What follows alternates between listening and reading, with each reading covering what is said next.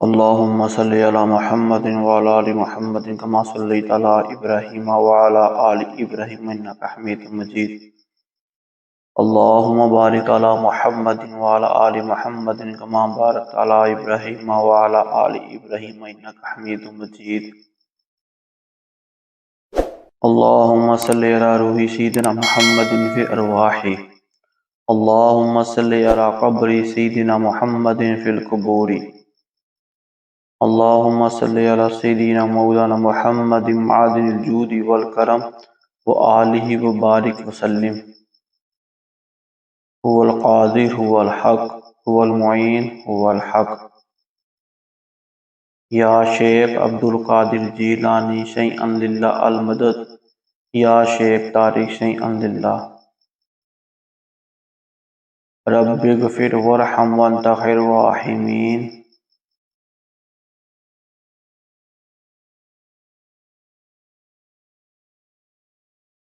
خانقاہ قادریہ جہانگیریہ سے وابستہ ہمارے یوٹیوب چینل روحانی مجلس کے ذریعے جو اس پروگرام میں شامل ہیں، ہمارے محبین، مریدین، تمام مریض جن کا روحانی اور جسمانی علاج ہمارے سے چل رہا ہے، اور جو اس پروگرام کو دیکھ رہے ہیں اور شیئر کر رہے ہیں، اللہ سب کا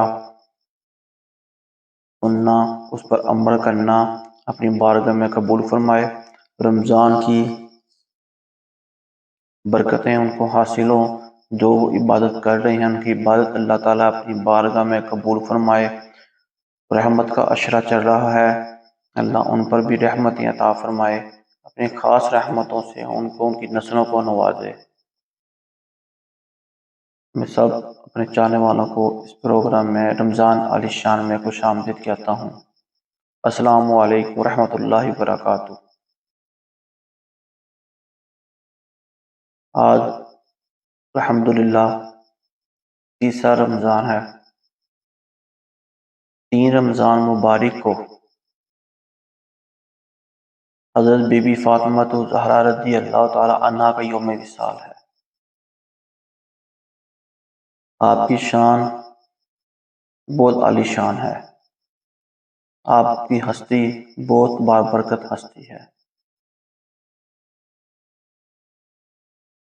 آپ کی عظمت و شان بہت بلند شان ہے آپ کی، کہ جب آپ تشریف لاتی تو حضور پاک صلی اللہ علیہ وآلہ وسلم خود کھڑے ہو جایا کرتے تھے آپ کے استقبال کے لیے. اور یہ ایسا گھرانہ ہے، ایک واحد کامل اور ایسا گھرانہ ہے، ایسا گھرانہ کوئی بھی نہیں ہے اس دنیا میں. جن آپ خود حضرت بی فاطمہ زہرا رضی اللہ تعالی عنہا جنت میں جنتی عورتوں کی سردار ہے.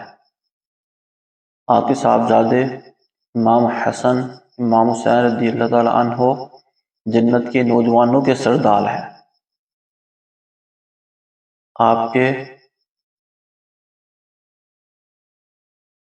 شوہر حضرت علی کرم اللہ وجہہ الکریم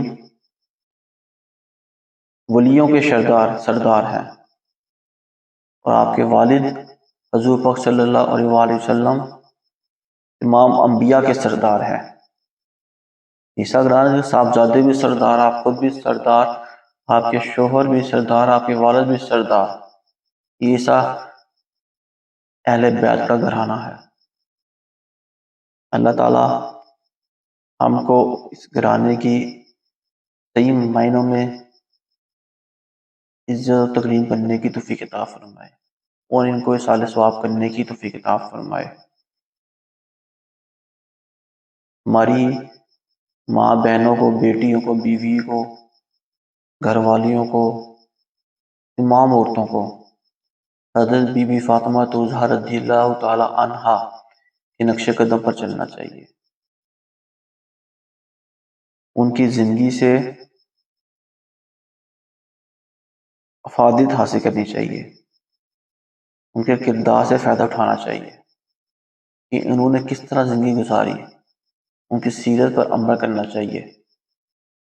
آپ سے فرشتے بھی حیا کیا کرتے تھے، آپ نے فرمایا تھا جب میں وفات ظاہری طور پر دنیا وفات پا جاؤں تو میرا جنازہ رات کے وقت مت اٹھانا کہ کسی کو میرا جنازہ بھی نظر نہ آ سکے، یا پر بھی کوئی نظر نہ پڑے میری، اسی میں بیا حیا تھیں آپ۔ ہماری عورتوں کو ہمارے آج کے گھرانے کو دیکھنا چاہیے، ان سے ان کی سیرت پر عمل کرنا چاہیے، انہوں نے کس طرح زندگی گزاری، ان پر ان کی زندگی پر عمل کریں گی، ان کی سیرت پر عمل کریں گی تو ہم کامیاب رہیں گے، گھر میں بھی اور باہر معاشرے میں بھی، کیونکہ آپ سے بڑھ کر کوئی ہمارے لیے مثال نہیں ہو سکتی اس دنیا میں۔ آپ کی کمال شان ہے آپ کی، آپ کے مناقب میں قلم و زبان سے بیان کرنا مناسب ہی نہیں ہے، اتنی آپ کی شان ہے، ہم کیا بیان کر سکتے ہیں آپ کی شان، جن کی احترام میں ہمارے نبی پاک صلی اللہ علیہ وآلہ وسلم کھڑے ہو جایا کرتے تھے، اسی آپ لاڈلی بیٹی تھیں آپ۔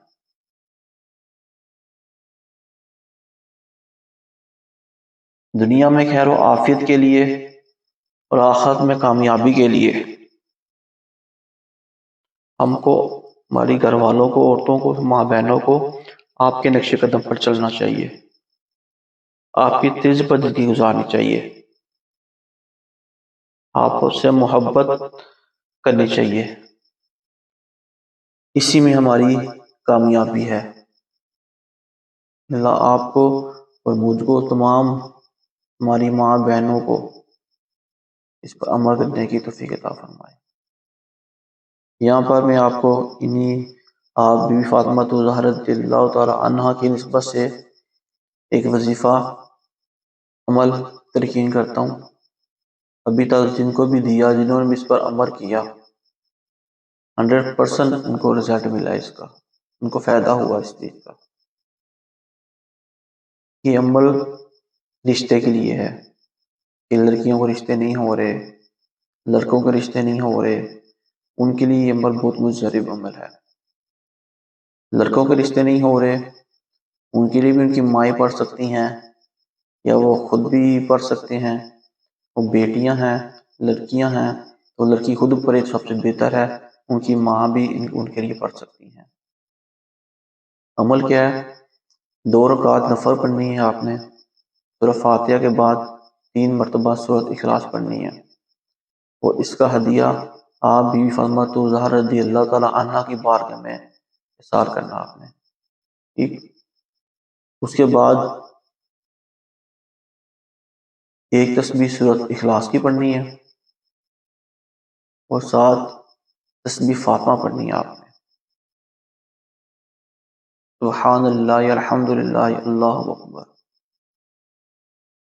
33 مرتبہ سبحان اللہ، 33 مرتبہ الحمدللہ، اور 34 مرتبہ اللہ اکبر۔ ان پڑھنے کے بعد اس کا ثواب بھی آپ کو اصالہ ثواب کرنا ہے، اور آپ کے وسیلے سے اللہ سے دعا کرنی ہے، یا اللہ ان کے وسیلے سے رشتے میں کوئی جو رکاوٹ ہے وہ ختم ہو، اور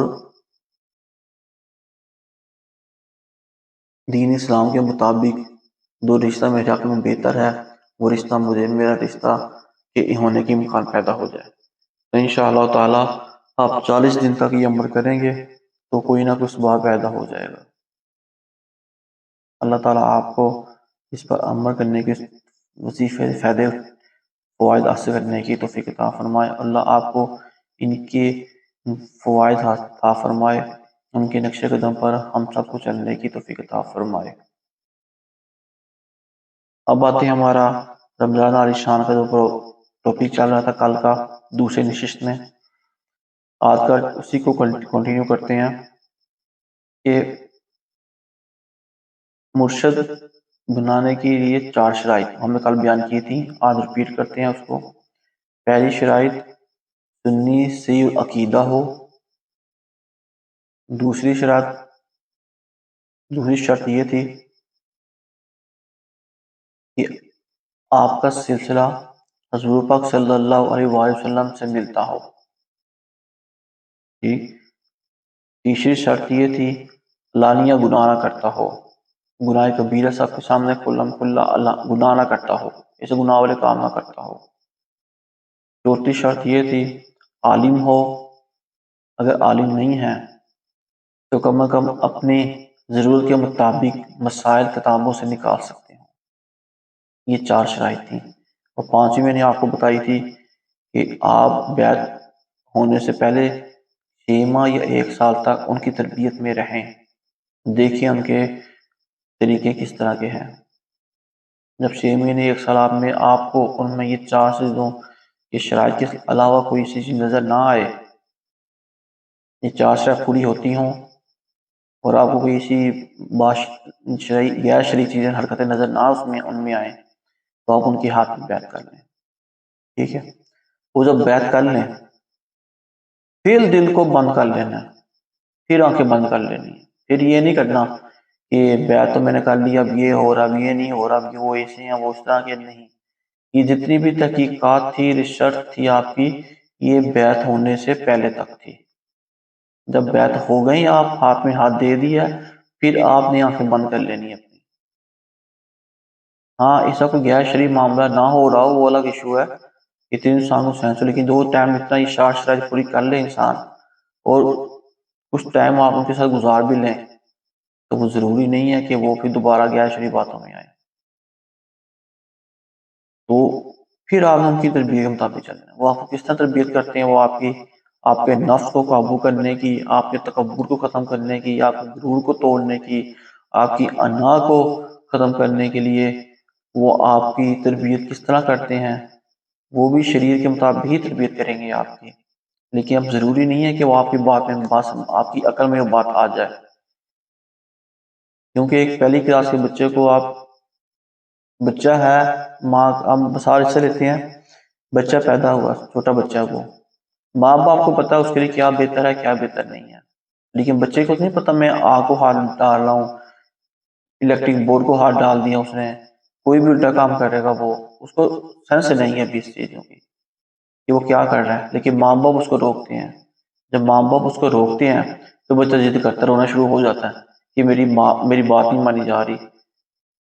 کھانے کو وہ جو مرضی کھا لے، ماں باپ کو پتا ہوتا ہے اس کو کیا کھانے کو دینا، ابھی اس کے لیے کیا سب سے زیادہ بہتر ہے، تو ماں باپ اس کے مطابق اس بچے کو خوراک دیتے ہیں کھانے کے لیے. لیکن بچہ ضد کرتا ہے کھلونے لینے کی، کچھ چیزیں کھانے کی، لیکن ماں باپ اس کی ضد کو سنتے رونے دیتے ہیں اس کو تھوڑی دیر، لیکن وہ ایسا چپ ہو جاتا ہے. کیوں؟ ماں باپ جانتے ہیں اس کے لیے کیا بہتر ہے، بچہ نہیں جانتا میرے لیے کیا بہتر ہے. جیسے جیسے بچہ بڑا ہوتا جاتا ہے ماں باپ اس کی تربیت کرتے ہیں. پھر ایک ٹائم آتا ہے کہ بچے کو عقل آ جاتی ہے کہ یہ کام صحیح ہے، یہ کام غلط ہے، یہ راستہ ٹھیک ہے، یہ راستہ غلط ہے. اسی طریقے کے اوپر جب آپ کسی مرشد یا پیر کے ہاتھ پر بیعت کر لیتے ہیں تو آپ کے مرشد کو، آپ کے استاد کو پتا ہے کہ آپ کی تربیت کس طرح کرنی ہے، آپ کے لیے کیا بہتر ہے، آپ کے لیے کیا بہتر نہیں ہے. یہ پھر فیصلہ آپ کا مرشد، آپ کا استاد کرتا ہے. تو آپ اس میں یہ اپنی عقل نہ استعمال کریں کہ نہیں میں یہ بھی ٹھیک ہے، مجھے تو یہ بھی ٹھیک لگ رہا ہے، وہ بھی ٹھیک ہے. نہیں، جب آپ نے اپنا آپ دے دیے تربیت کے لیے گئے ہیں تو پھر وہ اپنی تربیت اپنے مطابق اسلام کے مطابق ہی تربیت کریں گے آپ کے، لیکن وہ آپ کی بات سمجھ میں نہیں آئیں گی. جیسے آپ یونیورسٹی میں گئے ہیں، کالج میں گئے ہیں، تو آپ کو سب کچھ پہلے دن 2 دن 3 دن تک آپ کو اس کا ماحول سمجھ نہیں آ رہا ہوتا. کچھ ٹیچر کا آپ کو گائیڈ کرنے کا یا پڑھانے کا طریقہ آپ کو سمجھ نہیں آ رہا ہوتا، لیکن آہستہ آہستہ آپ کو وہ طریقہ سمجھ آنا شروع ہو جاتا ہے. اس کا مطلب یہی ہے کہ آہستہ آہستہ انسان کو عقل آتی ہے اور شعور آتا ہے تو انسان سیکھتا ہے اور تربیت حاصل کرتا ہے. مرشد اور پیر بھی ایسا ہی ہے. تو وہ شروع میں آپ کو سمجھ میں نہیں آئیں گے، لیکن جس طرح آپ کی تربیت ہوتی جائے گی آپ ایک سٹیج تک، یا وہ تربیت کا جو پروسیجر ہے، وہ پروسیس ہے، وہ ایک لمٹ تک آپ کراس کر جائیں گے، پھر آپ کو بات سمجھ آنا شروع ہو جائیں گی. پھر آپ کہیں گے تو بہت آسان ہے. تو اسی لیے جب بیعت ہو جائے پھر اپنی مرضی نہ چلائیں، پھر اپنے مرشد کی مرضی کے مطابق چلیں. یہ سب باتیں میں آپ کو شرائط پوری کرنے کے بعد ان کی تربیت میں آنے کی بات کی بتا رہا ہوں. کوئی یہ نہ یہاں پہ کہے کہ یہ کیا بات ہوگی، ہم غلط راستے پہ لے کے چلے گا تو پھر ہم غلط ہونا شروع ہو جائیں. آپ کو کوئی غلط لے کے نہیں چلے گا. جب آپ نے 4 شرائط پوری دیکھی ہوں گے، ان میں 6 ماہ 1 سال کی تربیت میں رہے ہوں گے، تو پھر وہ آپ کو آئیڈیا ہو جائے گا. ہاں یہ شیطان بھی ہوتا ہے یہاں پہ، وہ آپ کو تنگ کرتا ہے کہ یہ سیدھے راستے میں کیوں چلنا شروع ہو گیا، یہ کیوں اس طرف آنا شروع ہو گیا. وہ پھر آپ کو تنگ کرے گا، اس طرح کے وسوسے دے گا کہ یہ صحیح نہیں ہے، یہ ایسا ہونا چاہیے، ایسا ہونا چاہیے. وسوسوں کا علاج تو لا حول ولا قوت الا باللہ العلی العظیم میں ہی ہے. اور وسوسوں کا تو آپ قرآن پاک میں اللہ تعالیٰ نے ذکر فرمایا من شر الوسواس الخناس. یہ خناس ہیں، یہ شر وسوسے دیتے ہیں، وسوسے ڈالتے ہیں. تو نیک کام میں شیطان اٹکتا آ کے. اس لیے جب کسی پیر کے ہاتھ میں بیعت کر لیں تو پھر ان سے تربیت لیں. پھر آپ ان کے استاد نہ بن کے بیٹھیں، ان کے پیر نہ بن جائیں، پیر کے پیر نہ بن جائیں. پھر آپ ساری عمر پھر ان کے مرید ہی رہیں گے، ان کے شاگرد ہی رہیں گے. اسی میں آپ کو سب کچھ سیکھیں گے. با ادب با نصیب، بے ادب بے نصیب. کچھ لوگ ہوتے ہیں بیعت ہو جاتے ہیں لیکن اپنے پیر کے پاس آنا بند کر دیتے ہیں. آپ کے پیر صاحب حیات ہیں تو ان سے ملاقات لازمی کریں. بے شک جتنی بھی دور ہوں، جیسے بھی ہوں. اگر بہت زیادہ دور ہیں تو مہینے میں 1 دفعہ، اگر پاس ہیں تو ہفتے میں 1 مرتبہ لازمی ملاقات کریں. کیونکہ صحبت سے جو کوئی انسان سیکھتا ہے وہ یوٹیوب کے ذریعے یا ویسے طور پر نہیں سیکھ سکتا. اگر آپ کو یہ سہولت میسر ہے تو آپ ان کو ضرور ملا کریں. ہفتے میں 1 دفعہ لازمی ملاقات کیا کریں، اپنے حوال بیان کیا کریں، ان کے ساتھ ان سے تربیت لیا کریں کہ بتائیں میں کیا کروں، کس طرح لے کے چلوں. سب چیزوں کو انسان کچھ نہ کچھ سیکھ کر ہی جاتا ہے. میرے مرشد شیخ المشائخ حکیم صوفی شیخ طارق احمد شاہ عارف عثمانی حسنی قادری سہروردی جہانگیری ابو الائی جہانگیری شتاری مداروی شادری دامت برکاتم العالیہ، آپ کا مرکز، آپ کی رہائش کراچی میں ہے. تو الحمدللہ 2 مہینے بعد لازمی آپ سے ملاقات کے لیے شرف حاصل ہو جاتا ہے. کیونکہ صحبت سے بہت کچھ سیکھنے کو ملتا ہے. جب بھی گئے ہیں ان کی بارگاہ میں کچھ نہ کچھ سیکھ کر آئے ہیں. نہ بھی کچھ ہو ان کی نظر پڑ جاتی ہے، ان کی دعائیں مل جاتی ہیں. یہ آپ کو کہنے کا مطلب صرف اس لیے ہے کہ آپ کے پاس سہولت ہے، آپ ان کو ضرور اویل کریں، ان سے ملاقات ضرور کریں. اس سے ہماری باطنی تربیت ہو جاتی ہے. ہمارے باطن، ہمارے قلب کی جو غلاظت ہوتی ہے، جو داغ پڑے ہوتے ہیں، وہ دور ہو جاتے ہیں ملاقات سے، صحبت سے. اللہ آپ کو اس پر عمل کرنے کی، مجھ کو بھی اس پر عمل کرنے کی توفیق عطا فرمائے. دوسرا ہمارا ٹاپک چل رہا تھا شریعت اور طریقت. شریعت اور طریقت بتایا تھا کہ شریعت شرع سے نکلا ہے، طریقت رفت طریق سے نکلا ہے. اس پر زیادہ کلام ہم نے کل پر کیا تھا، تو آج مزید تھوڑا سا کلام اس کے اوپر کرتے ہیں. شریعت سے مراد نبی کریم صلی اللہ علیہ وآلہ وسلم کے جسمانی حالات ہیں. ظاہری طور پر جو انہوں نے ہمارے سامنے انہوں نے کیا، اس پر عمل کرنے کو شریعت کہتے ہیں. اور طریقت سے مراد آپ کی قلبی واردات ہیں، جو اللہ تعالیٰ خاص وقت میں آپ کے اوپر آپ کے قلب پہ جو نازل ہوا کرتی تھی، ان کو ہم طریقت کہتے ہیں. اسی لیے شریعت پر عمل کرنا ہر مسلمان کے لیے ضروری ہے، اور طریقت پر عمل کرنا ہر مسلمان کے لیے ضروری نہیں ہے. لیکن کوئی خاص اس راستے میں آنا چاہے تو وہ آ سکتا ہے، منع بھی کسی کو نہیں ہے. صراط مستقیم سے مراد سیدھے راستے پر چلنا ہے، شریعت کے راستے پر چلنا ہے. کیونکہ شریعت کا راستہ سیدھا راستہ ہے، اس راستے پر ہر شخص آسانی سے چل سکتا ہے. طریقت طاقت ہے تو شریعت، غذا ہے. ہم غذا کھائیں گے طاقت آئے گی. طریقت نظر ہے تو شریعت آنکھ ہے، شریعت آنکھ ہے تو طریقت دیکھ سکتا، وہ آنکھ نہیں ہوگی تو نظر کس طرح آئے گا اس کو؟ اگر طریقت ایک عمارت ہے تو شریعت بنیاد ہے، اس کی بنیاد مضبوط ہوگی تو عمارت کھڑی ہوگی اس کی۔ اگر شریعت درخت ہے تو طریقت اس کا پھل ہے۔ ان سب دیکھا آپ نے کہ ہر چیز شریعت طریقت دوسرے الگ نہیں ہے، ایک ہی چیز ہے، نہ شریعت طریقت کے بغیر ہے نہ طریقت شریعت کے بغیر ہے۔ آج کل کے جو نام نہاد پیروں نے طریقت کا فلسفہ بیان کیا ہے وہ شیطان کے ہتھ کنڈے ہیں، وہ شیطان کے بتائے ہوئے طریقوں پر عمل کر رہے ہیں۔ اور ہم لوگ بھی کرامت دیکھ کے نا کہ پیر کے اندر کرامت کیا ہے، کرامت نہیں دیکھنی ہے آپ نے، آپ یہ دیکھیں کہ مجھے کیا فائدہ ہو رہا ہے۔ ہم یا تو کرامت دیکھتے ہیں یا دیکھتے ہیں وہاں پہ کتنے لوگوں کی محفل جمی ہوئی ہے، کتنے لوگ وہاں پہ آ رہے ہیں، پیر صاحب کے پاس گاڑی کون سی ہے، پیر صاحب کے پاس گاڑی کتنے رکھے ہوئے اس نے، پیر صاحب کو کوٹھی کس طرح کی ہے، خانقاہ کس طرح کی ہے۔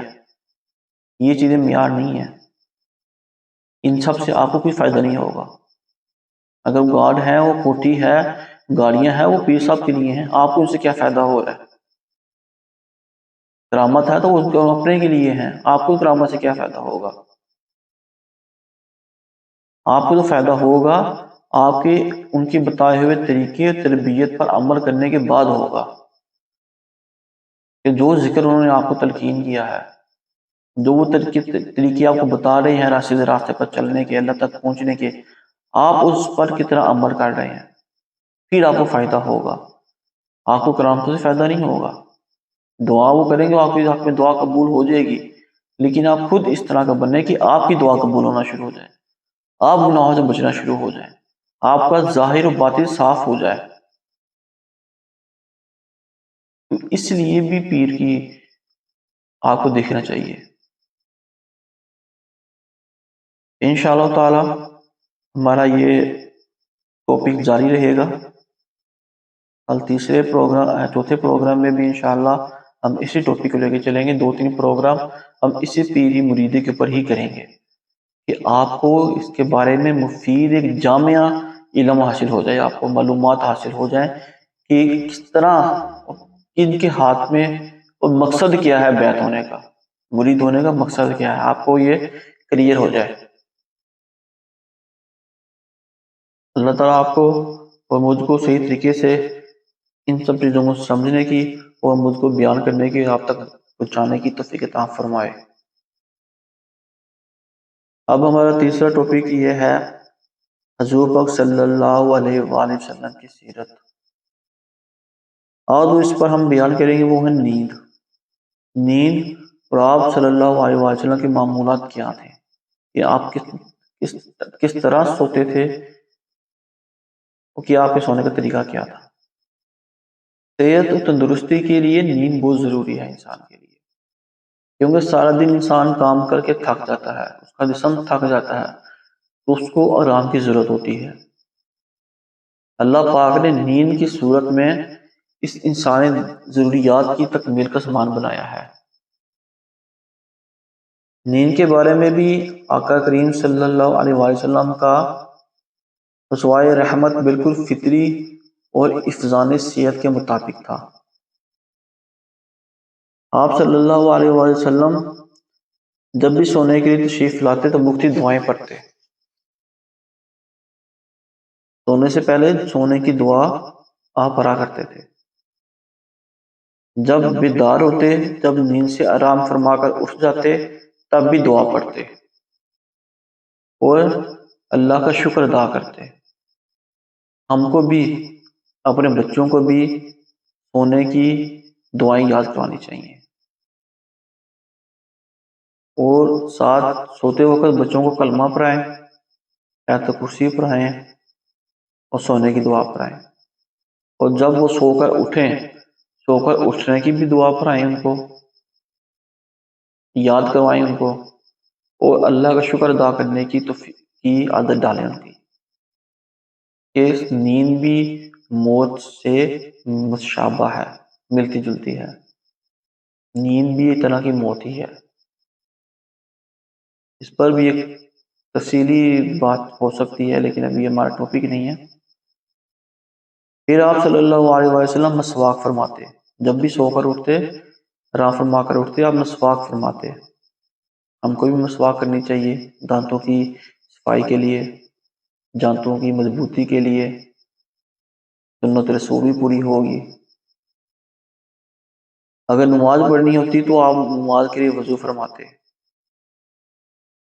سونے میں آپ کا جو طریقہ تھا وہ آپ اس طرح سوتے کہ دائیں ہاتھ اپنے رخسار کے نیچے رکھ کر سوتے، وہ دائیں پہلو پر سوتے، کیونکہ دائیں پہلو پر کی طرف ہو کر سونا طبعی طور پر بھی بہتر ہے، کیونکہ جب آپ دائیں طرف ہو کر سوئیں گے تو اس سے آپ کے دل پر بوجھ نہیں پڑتا، کیونکہ دل ہمارا بائیں سائڈ پہ ہے۔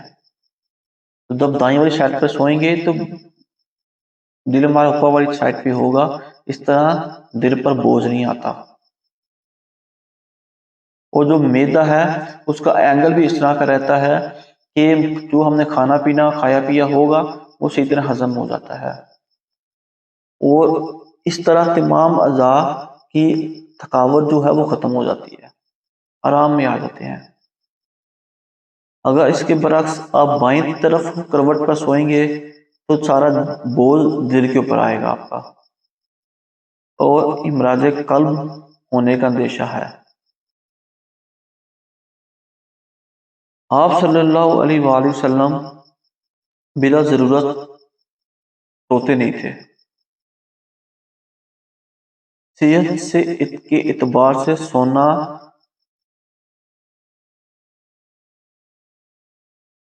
ضروری ہے، لیکن لمٹ کے اندر رہ کے۔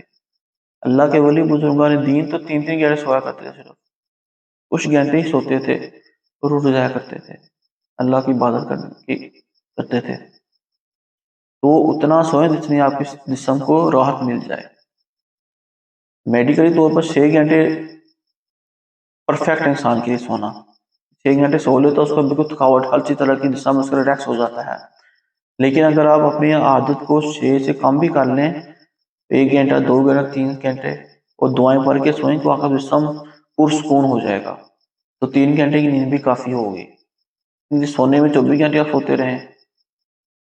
کہیں اب اس میں یہ بھی کہا جاتا ہے اگر آپ کو اندیشہ ہے کہ آپ گناہ کریں گے، جاگ کر گناہ والے کام کریں گے، تو اس سے بہتر ہے آپ سوتے رہیں پھر، لیکن یہ اس کا حل نہیں ہے۔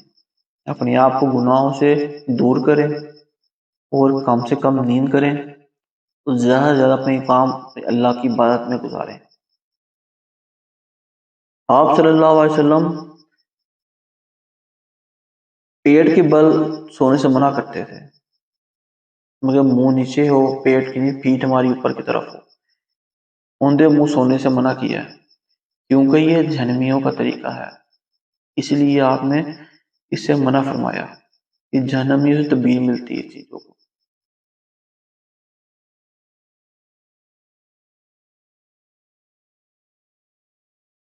اس طرح اگر آپ سوئیں گے، دائیں طرف ہو کر سوئیں گے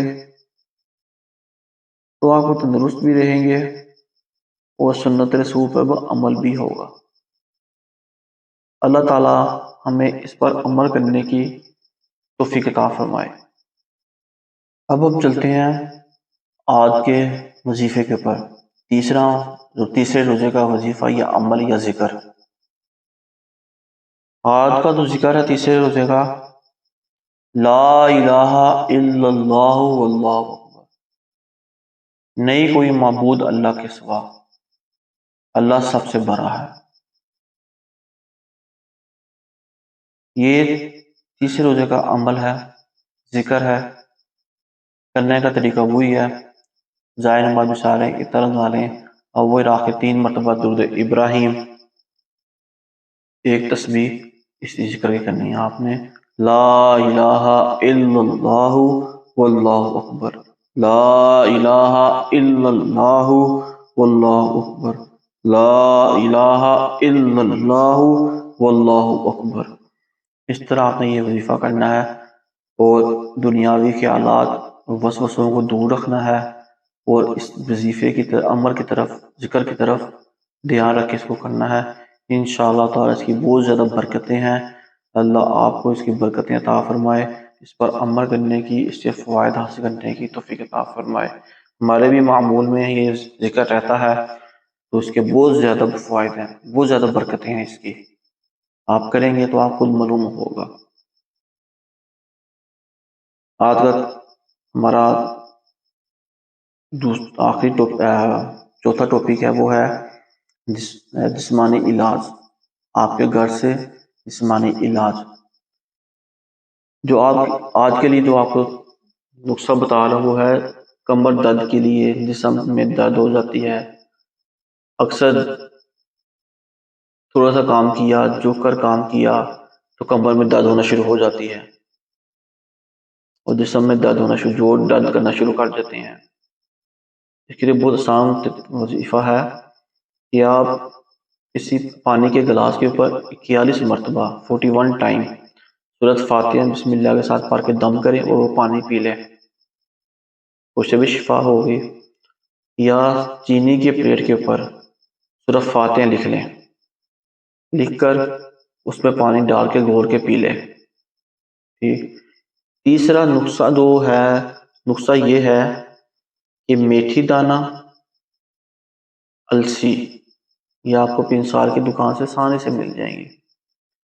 میتھی دانہ، السی، یہ برابر وزن لے لیں آپ، برابر وزن لے کے آدھی چمچ پانی کے ساتھ آپ استعمال کریں۔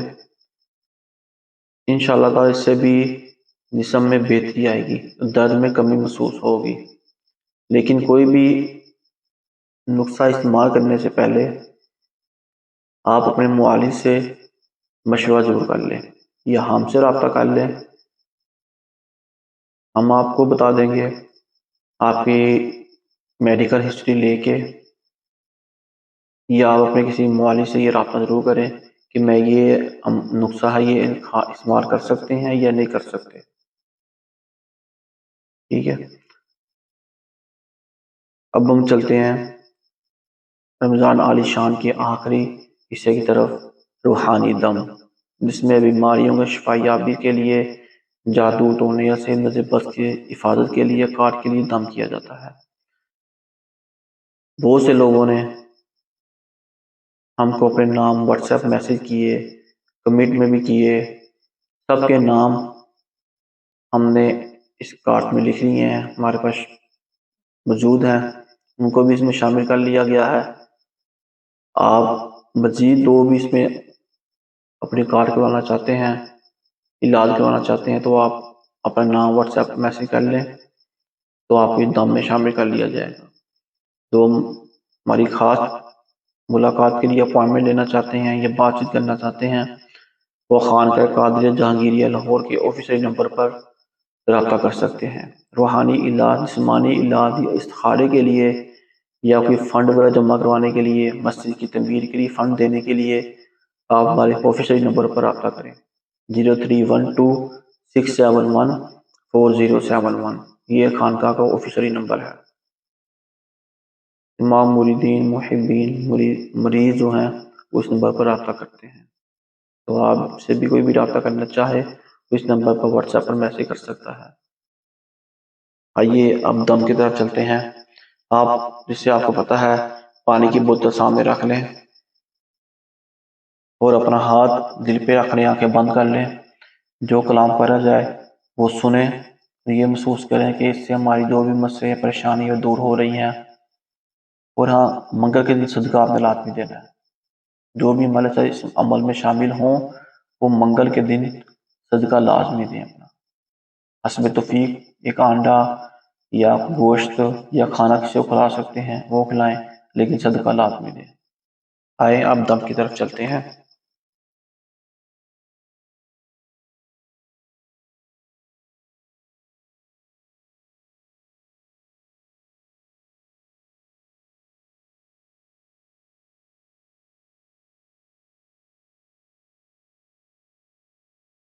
اللهم صل على محمد وعلى ال محمد كما صليت على ابراهيم وعلى ال ابراهيم انك حميد مجيد اللهم بارك على محمد وعلى ال محمد كما باركت على ابراهيم وعلى ال ابراهيم انك حميد مجيد اللهم صل على محمد وعلى ال محمد كما صليت على ابراهيم وعلى ال ابراهيم انك حميد مجيد اللهم بارك على محمد وعلى ال محمد كما باركت على ابراهيم وعلى ال ابراهيم انك حميد مجيد اللهم صل على محمد وعلى ال محمد كما صليت على ابراهيم وعلى ال ابراهيم انك حميد مجيد اللهم بارك على محمد وعلى ال محمد كما باركت على ابراهيم وعلى ال ابراهيم انك حميد مجيد بسم الله الرحمن الرحيم الحمد لله رب العالمين الرحمن الرحيم مالك يوم الدين إياك نعبد وإياك نستعين صراط المستقيم صراط الذين أنعمت عليهم غير المغضوب عليهم ولا الضالين الله لا إله إلا هو الحي القيوم لا تأخذه سنة ولا نوم له ما في السماوات وما في الأرض من ذا الذي يشفع عنده إلا بإذنه يعلم ما بين أيديهم وما خلفهم ولا يحيطون بشيء من علمه إلا بما شاء وسع كرسيه السماوات والأرض ولا يؤوده حفظهما وهو العلي العظيم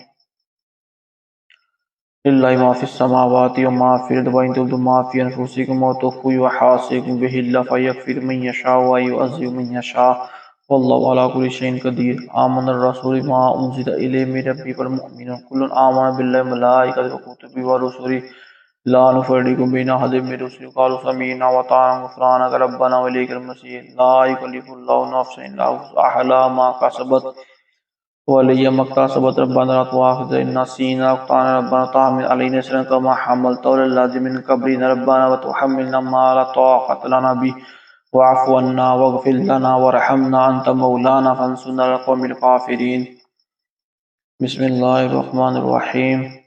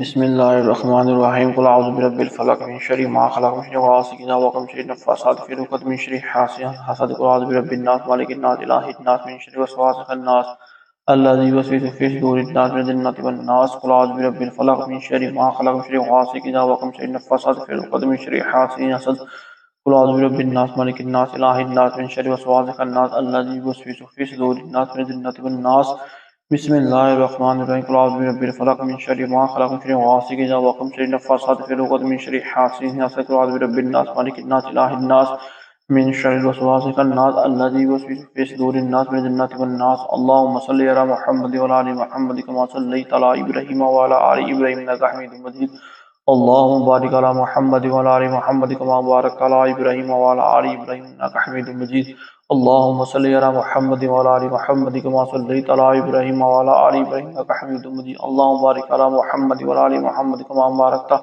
على إبراهيم وعلى آل إبراهيم إنك حميد مجيد اللهم صل على محمد وعلى آل محمد كما صليت على إبراهيم وعلى آل إبراهيم إنك حميد مجيد اللهم بارك على محمد وعلى آل محمد كما باركت على إبراهيم وعلى آل إبراهيم إنك حميد مجيد اپنی آنکھیں کھول لیں اور جو پانی کی بوتل اس کے اوپر اول آخر 3 مرتبہ درود شریف، ایک مرتبہ سورۃ فاتحہ، ایک مرتبہ آیت کرسی اور آخر میں ایک مرتبہ سورۃ فلق سورۃ ناس پڑھ کے دم کریں وہ پانی پی لیں اور اگر کسی گھر میں کوئی مسئلہ ہے تو گھر میں اس پانی کا چھڑکاؤ کریں برکت کے لیے، تو انشاءاللہ ان کے گھر میں برکت ہوگی۔ جو مریضوں کو پلائیں گے مریض شفا یاب ہوں گے۔ بہت سے لوگوں نے ہم کو واٹس ایپ پہ میسیج بھی کیے کہ الحمدللہ ابھی 2 دن کے دم سے ہی ہم کو کافی بہتری آنا شروع ہو گئی ہے۔ الحمدللہ یہ میرے مرشد کا، اللہ تعالیٰ کا ہم پہ، خان کا قادر جہانگیریہ پہ خاص کرم ہے کہ بہت سے لوگ اس سے مفید ہو رہے ہیں، فائدہ ہو رہا ہے سب کو۔ تو اگر آپ کو بھی اس سے فائدہ ہو رہا ہے اس پروگرام سے، آپ ہم کو میسیج کریں، اپنے مشورے سے آگاہ کریں، اور اس پروگرام کو اپنے واٹس ایپ اسٹیٹس کے اوپر لگائیں، گروپوں میں شیئر کریں۔ جتنا اچھی بات پھیلانا بھی صدقہ جاریہ ہے۔ اللہ تعالیٰ آپ کو مجھ کو صحیح طریقے سے سلسلے کے لیے ارشاد کرنے کی توفیق عطا فرمائے۔